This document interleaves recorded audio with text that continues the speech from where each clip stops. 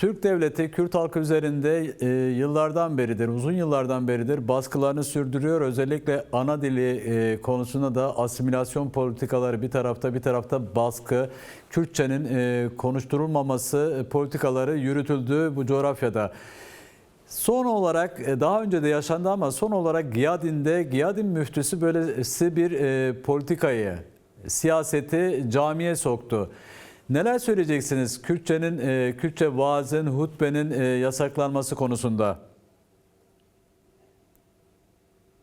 Şimdi bugün tartıştığımız mesele sadece Kürtçe hutbe okuma meselesi değildir. Evet. Bizce asıl mesele İslam dini halkın dini mi olacak? Halkın böyle mescitler, halkın hakikatleri anlama alanı mı olacak? Yoksa siyasi ideolojilerin sınırlandırdığı alan mı olacak?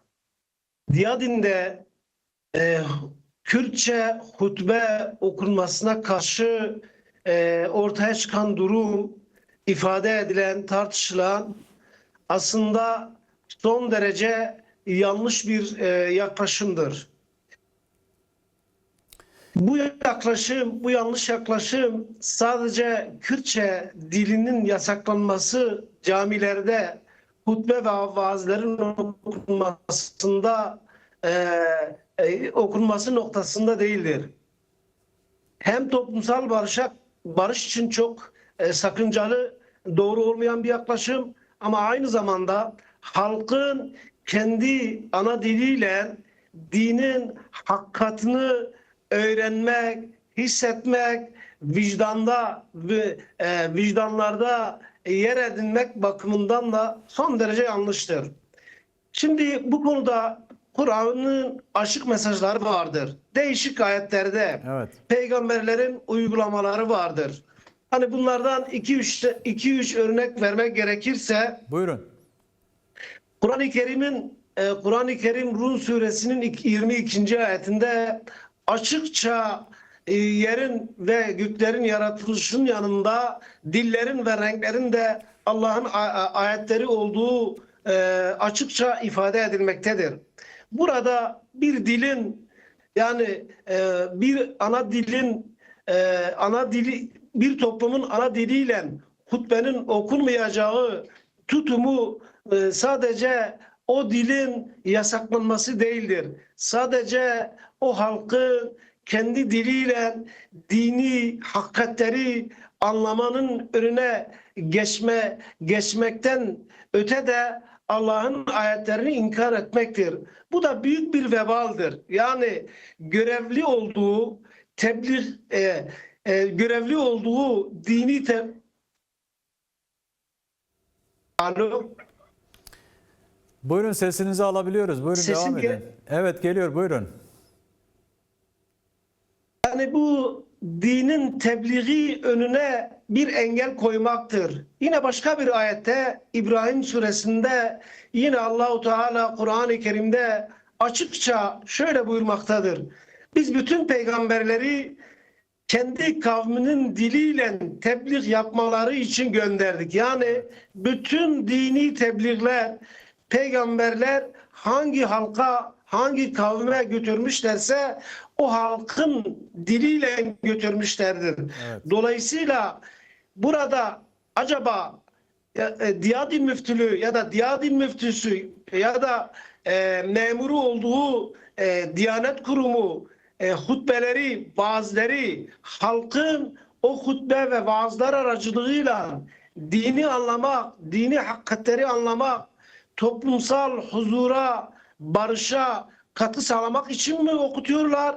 Yoksa camilerde ya da görevleri bu mudur? Yoksa camilerde bir halk, bir toplum yani dini hakikatleri anlamaya dönük engel mi koymaktır? Yani burada sergilenen tutum bizce çok yanlıştır. Yani bu derhal bu davranışa karşı Diyanet İşleri Başkanlığı gerçekten camilerde halkın inançlarını doğru anlamaları için bir çalışma yürütüyorsa, bu yönlü bir görevleri varsa derhal buna karşı bir açıklama yapmalıdır. Bunu mahkum etmelidir. Bunun doğru olmadığını, bunun sonuna kadar her halk, her kavim en iyi şekilde hangi diliyle anlıyorsa vaazlarını, hutbelerini bırakın, yani bir tercih olmaktan öte görevli imamların, müftilerin, vaizlerin halkın diliyle vaaz ve hutbeleri vermeleri gerektiğini ifade etmelidir. Peki. Aksi takdirde bu tutum, bu yaklaşım halkın dine daha da yaklaşmasını değil, korkarız ki halkın bunların pratikleri yüzünden mescitlerden uzaklaşmalarına yol açacaktır. Peki. Ki bunu biz toplumda görüyoruz, gözlemliyoruz. Halkın içindeyiz. Bu günlerce bu konuşuluyor, tartışılıyor ve gerçekten toplumda bir infiale yol açmış durumdadır. İnsanlar şunu söylüyorlar: evet, camiler dini hakikatlerin öğrenme, anlama, tartışma mekanları olmaktan çıkarıldığını biliyorduk. Ama bu denli açık, bu denli hele demokratik toplum ve barış sürecinin konuşulduğu halklarda ve inançlarda büyük bir umut haline geldiği bir dönemde bir halkın diline karşı böyle bir yaklaşım bizce çok yanlıştır, kabul edilemez bir durumdur. Buna derhal bugüne kadar yapılmaması ayrıca çok vahimdir. Yani en azından bir müftünün kendisi böyle bir yaklaşımda bulunmuş ise bağlı bulunduğu Diyanet Kurumu buna bir açıklık getirmelidir. Peki. Bunu eleştirmeliydi. Bunun doğru olmadığını ifade etmeliydi. Yani biz peygamberlerin pratiklerinden de biliyoruz ki peygamberler tebliği bir kavme, bir halka, bir inanca götürmek istediklerinde mutlaka o halkı, o kavmin dilini bilen insanlar aracılığıyla götürülürdü. Hatta Peki. buna bir örnek vermek gerekirse Zeyd bin Sabit Peygamber Efendimiz... Sesimi alabiliyor musunuz? Buyurun. Birkaç cümleyle özetlerseniz süremizi daha verimli kullanmak açısından son birkaç cümlenizi alayım.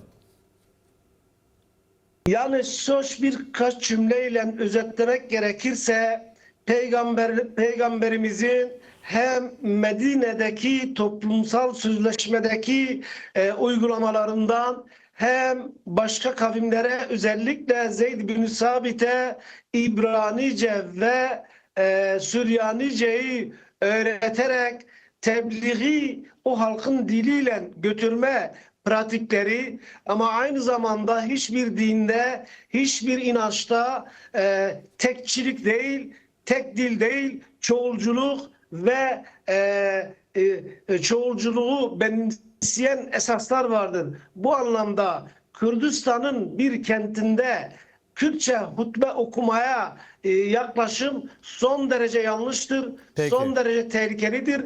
Dinde de büyük bir vebaldir. İnsanların, toplumun mescitlere gelmeleri değil, mescitlerden uzaklaşmalarına yol açıyor. Dolayısıyla tüm halkımızın yani sadece yani Müslüman müminlerin değil, tüm inananların hangi inanca inanıyor, dili konuşuyor olursa olsun, hangi inanca inanıyor olursa olsun, herkesin buna karşı bir tutum geliştirilmesi gerektiğine inanıyoruz. Peki. Bu anlamda biz bu durumun peşini bırakmayacağız. Biz demokratik İslam perspektifiyle konuyu ele aldığımız zaman bu tutum, bu yaklaşım toplumu ayrıştıran, toplumu kutuplaştıran, toplumu mescitlerden uzaklaştıran, toplumun barışına hizmet etmeyen bir davranış ve yaklaşım olduğunu düşünüyoruz ve bu anlamda üzerimize düşen ne varsa Peki. bunu halka anlatmaya, gerçekleri, hakikatleri halka anlatmaya devam edeceğiz, ısrar edeceğiz. Daha fazla Peki. da anlatacağız.